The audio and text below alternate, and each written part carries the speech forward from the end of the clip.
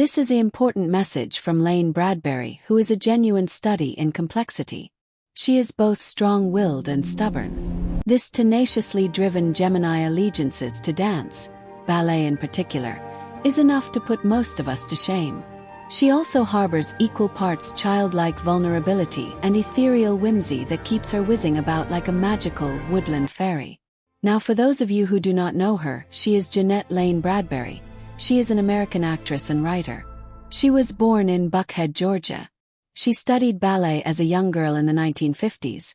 She moved to New York City and was admitted to the Actors Studio. I'm giving you this history because this amazing woman has something to say. She is very wise and well known around the world.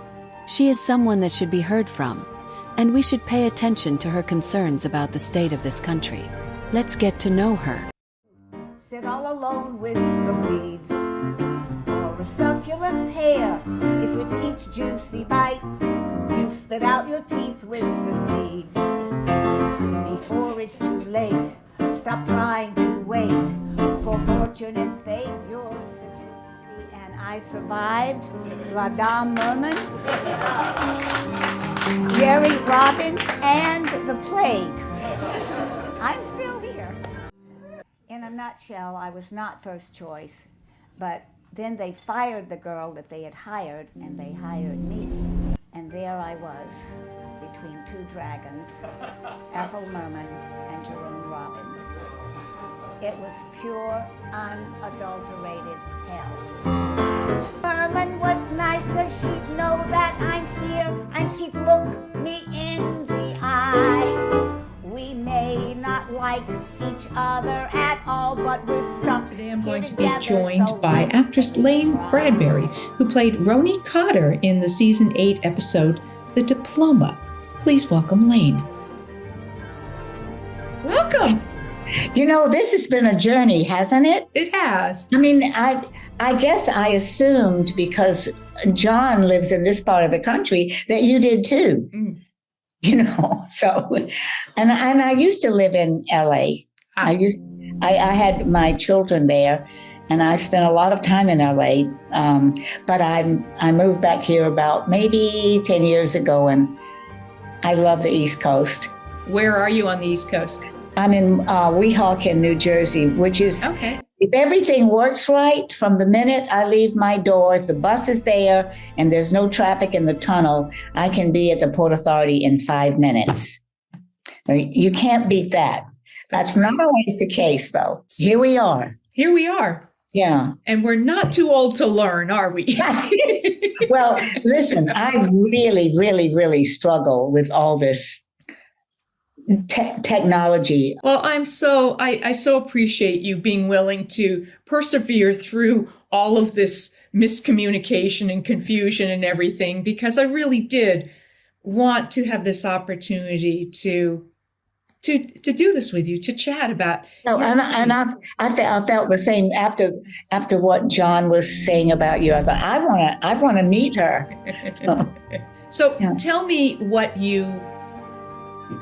do you remember about, this was the episode The Diploma in season 8, so we were nearing the end of the series, and you came on and you played a character named Roni Cotter, and she lived in the backwoods up in Virginia, and so I came up there on my horse, and you were taking care of 2 children, the Beardsley children, and they were sick, and I wanted you to give them cod liver oil, and you kept ignoring me. You know, you were very mistrustful. A lot of the people up in the mountain were very mistrustful of anything.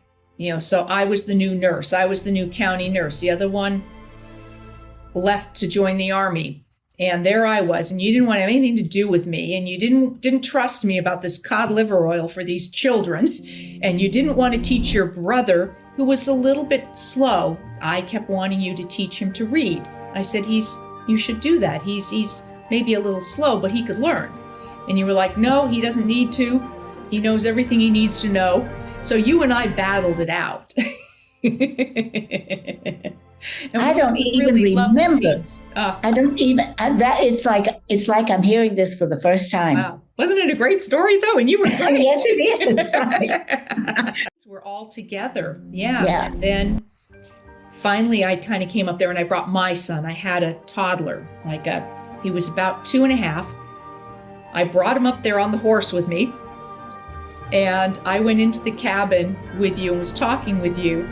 And you took him outside and I was trying to find out what was going on with these children. Then I came out and he was like gone and you were gone. And I'm like, where has she taken my child? Wow. And we went and I heard sounds and I went over and you had this sort of garden area and there was a little rocking horse. And he was on the rocking horse and you were, sort of playing with him on the rocking horse. And then I noticed these gravestones. And you had lost your husband and your child to like a plague that came through. And so then I understood more about you. Mm-hmm. And so we sort of found this common ground and you agreed to give the cod liver oil to the children.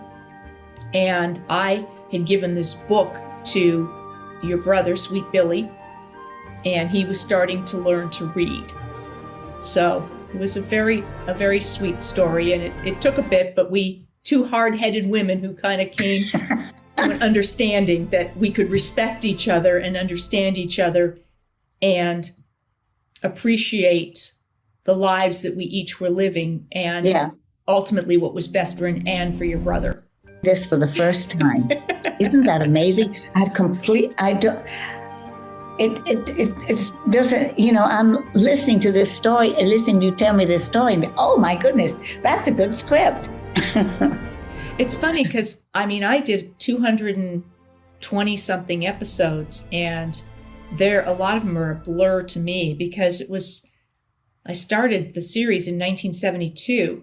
And we did 9 seasons. So in season 8, it would have been about 1980 at that point when you worked on the show. So we're talking a few years, and you were in for one episode. So in the course of a career that you had, this was 2-3 days of work, maybe. But the thing that it baffles me that it's like new to me.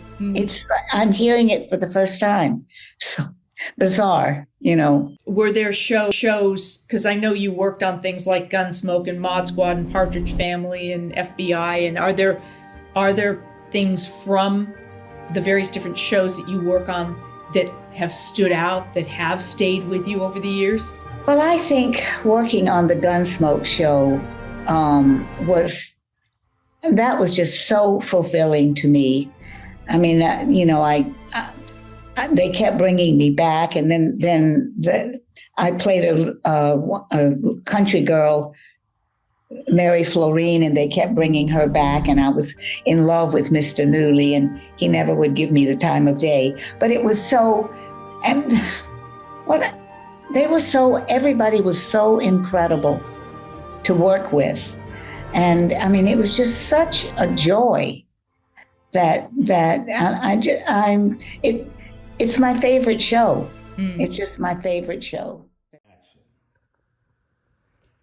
Hitler was charismatic. Denen ich mich auch heute noch verbunden fühle und für die ich letzten Endes ja auch kämpfe. Nun sind 9 Monate vergangen. Als ich kam, hatte Deutschland über 6,2 Millionen Erwerbslose.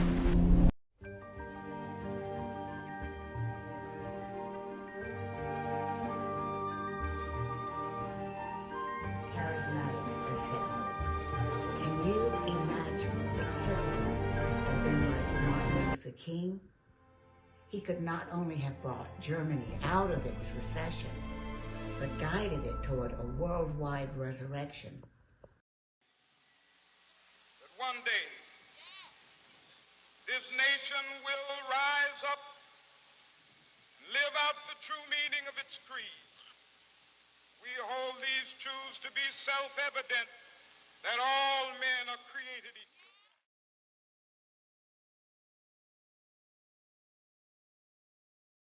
And shown the ones that feel weak that their power comes from uplifting and not shoving aside.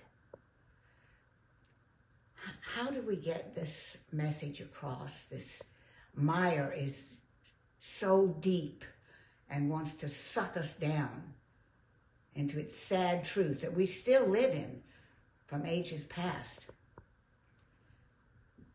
Could I hold out my hand to a Nazi type thing? See?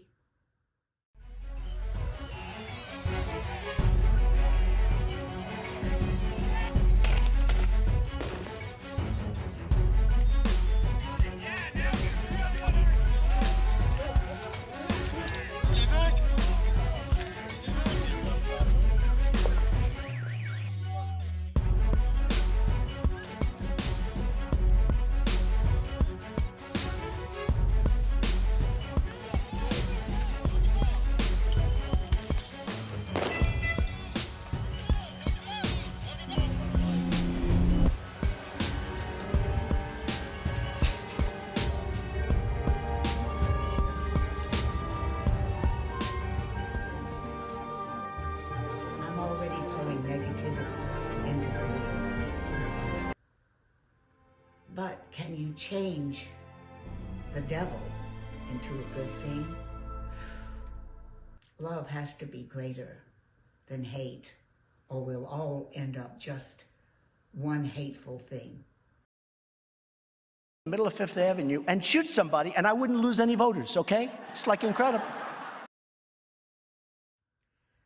So I'll go on my knees and start to pray for God in heaven to please show us the way.